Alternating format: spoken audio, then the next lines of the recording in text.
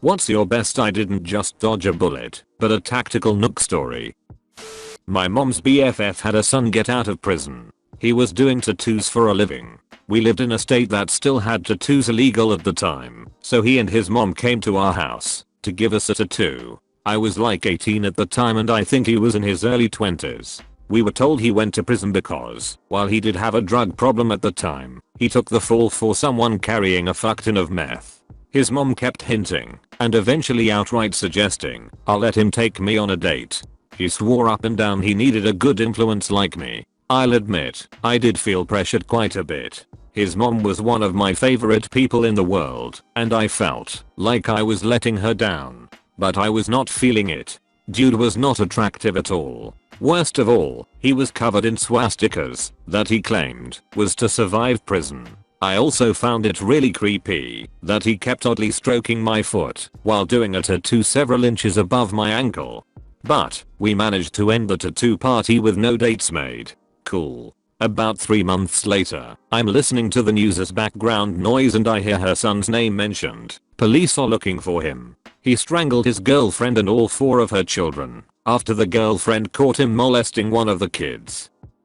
When I was 14 I went to my best friend's house for her birthday party. A 30-year-old guy that worked for their parents asked her to tell me that he wanted to take me out on a date. I said I had a boyfriend. He seemed nice, but he started following us everywhere and just standing back staring at us. They had a huge farm. I got nervous and called mom to come get me. Months later we saw his wanted poster at our grocery store. He was serial killer Angel Resendez, the railway killer. Mom didn't believe me until it was on AMW that night and they interviewed my friend's foster parents. Then she freaked.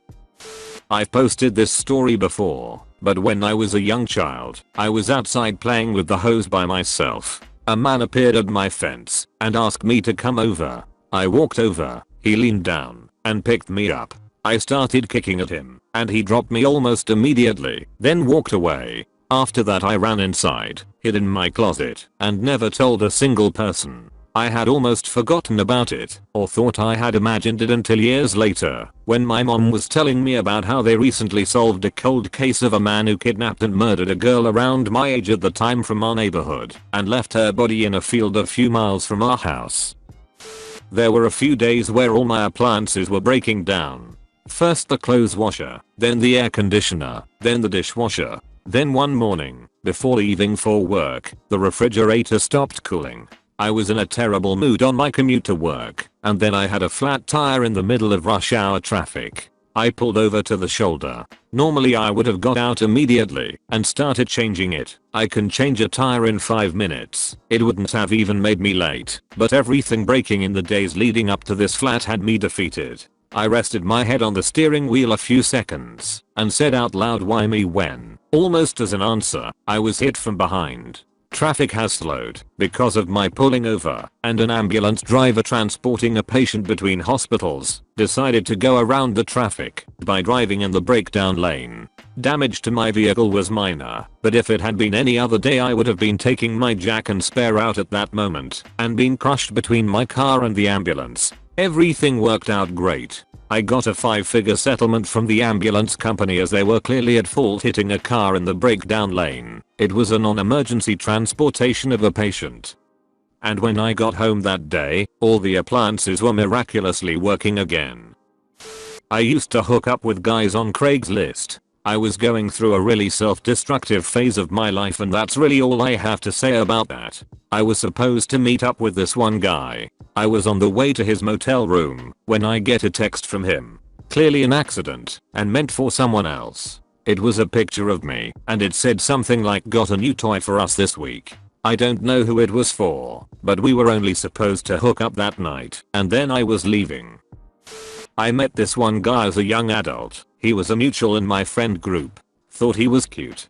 Gave him my social media info and we chatted back and forth for a little bit. I moved away from the area not long after we met. After I moved he messaged me constantly asking me to come over to his house, attend parties with him, come to his area so he could buy me a drink, so on and so forth. I politely declined every time. This went on for literally a year. Eventually I entered into a committed relationship. Shortly after he asked if I had a boyfriend. I said yes, and he proceeded to send me a bunch of pictures of his wiener. I instantly blocked him. 2 years later, through our mutual friends, I found out that he had been accused of drugging and raping several women. When police came to his house to arrest him, they found a woman in a dog kennel in his living room. Not sure the entire story behind the girl in the kennel, but just thinking about it freaks me out. Edit. Okay, I wasn't expecting this to blow up like it did. I asked one of my friends for more details. Apparently he is also being accused of trafficking women, and the girl in the kennel was one of his victims. He is currently in jail awaiting trial, praying that justice is served. In November 2019, while working in China, I asked my employer when we would be taking spring festival/winter break in 2020 so I could book a flight ticket. Bizarrely, none of my coworkers wanted to give me an exact date, claiming they didn't know when the term ended. I was an English teacher at a private boarding school in Wuhan. For some reason, they didn't want to say. It was like nobody wanted to take responsibility for me. So I decided to ignore their stupidity and just picked a date to book a ticket. As it turns out, it was a day or so after term had ended.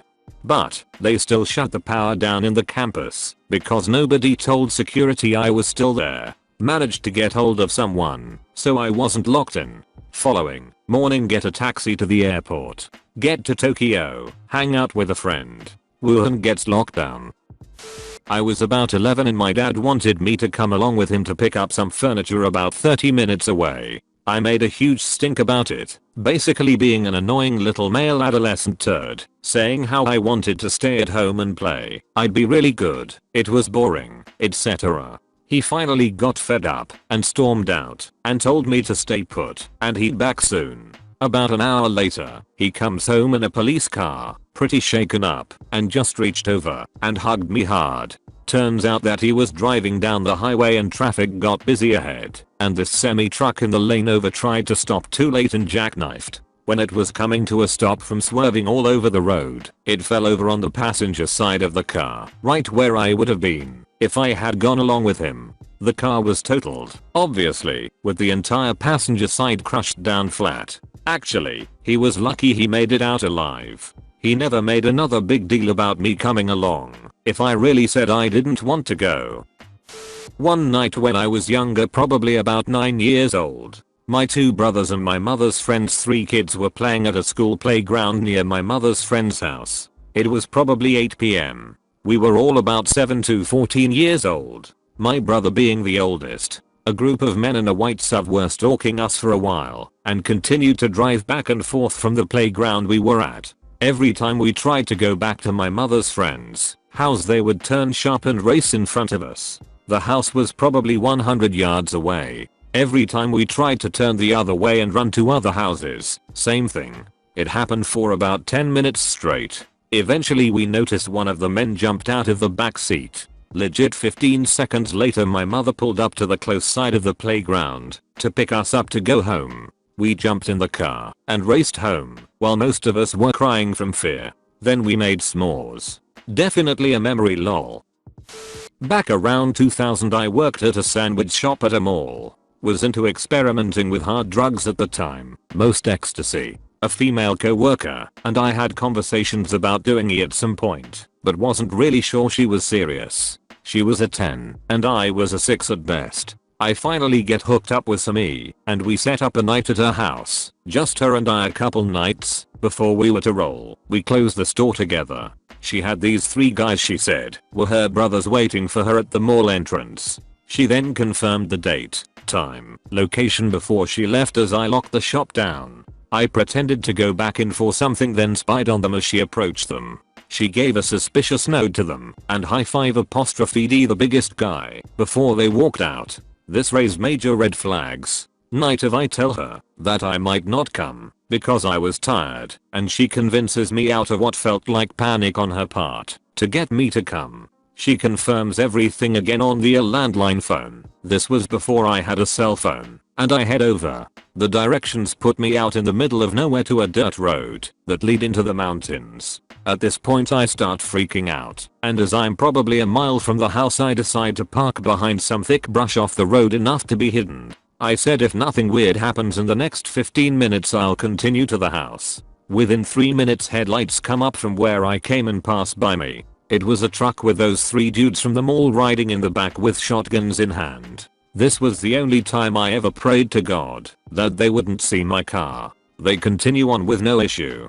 I'm not 100% sure what might have happened. If I went to the house point I might be dead. If I went according to plan. I ignored her messages for 3 days. Then when she came back to work she asked what happened. I told her I got lost and some other excuse. Never discussed anything with her after that and had no issues with those guys again. I ended up getting transferred to a different store and few weeks later. Count my blessings every day. Like and subscribe for more Reddit videos.